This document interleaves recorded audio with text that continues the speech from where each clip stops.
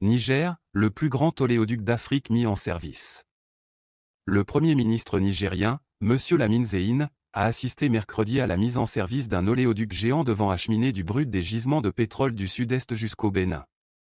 Avec cet oléoduc de près de 2000 km, le plus grand d'Afrique, dont le coût est estimé à 6 milliards de dollars, le Niger, l'un des États le plus pauvres du monde, pourra écouler pour la première fois son brut sur le marché international, via le port de Sémé au Bénin voisin.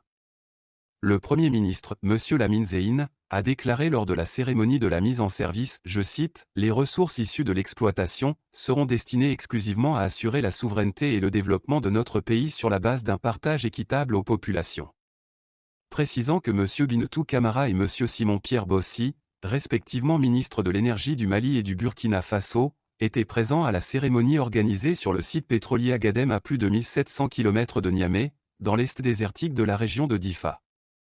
Petit producteur de pétrole avec ses gisements dans le sud-est du pays depuis 2011, le Niger prépare son entrée dans la cour des grands producteurs d'or noir en Afrique de l'Ouest. Initialement, Niamey avait prévu d'évacuer son brut par le port camerounais de Kribi via le Tchad voisin, avant d'opter pour le corridor béninois. Avec l'effondrement continu des revenus tirés de l'uranium, dont le Niger est grand producteur, le pays mise sur l'or noir pour doper son budget, dont une bonne partie sera malheureusement injectée dans la lutte contre les groupes djihadistes et de mercenaires de tout acabit qui écument les régions du sud-est et l'ouest du pays. Lancé en 2019, le chantier du pipeline devait entrer en service en 2022, mais le problème sécuritaire et la pandémie de Covid-19 l'ont ralenti, avait expliqué la West African Oil Pipeline Company, WAPCO, le maître d'ouvrage. Au total 6 milliards de dollars ont été investis, dont 4 milliards de dollars pour développer les champs pétroliers, dans l'Agadem, et 2,3 milliards de dollars pour la construction de l'oléoduc, chiffre donné par le gouvernement nigérien. Ces investissements ont permis de porter la production pétrolière du Niger à 110 000 barils par jour, sur lesquels 90 000 barils doivent être exportés. L'or noir est extrait par la China National Petroleum Corporation, CNPC.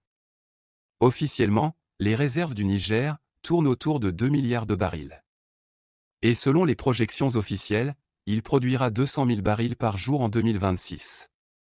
En 2022, les autorités nigériennes estimaient que les exportations devraient générer le quart du PIB du pays, et à peu près 50% des recettes fiscales du Niger.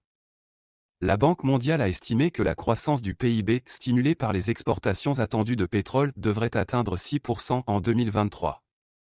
Tout en rappelant que si les sanctions internationales se poursuivent jusqu'à la fin de l'année, ce chiffre de 6% pourrait retomber à 2,3%.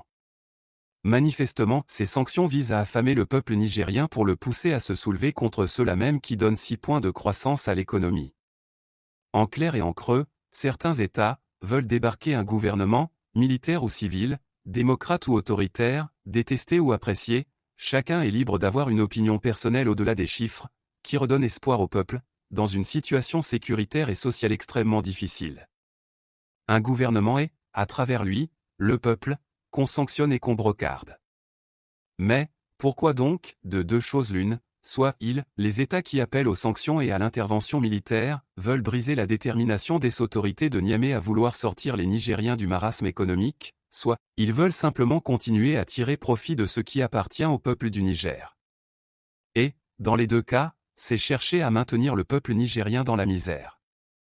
Pour rappel, la même Banque mondiale a prévu pour 2023 une croissance de 4,9% pour l'hyperpuissance économique chinoise. Je ne ferai aucun commentaire. Cherchez l'erreur.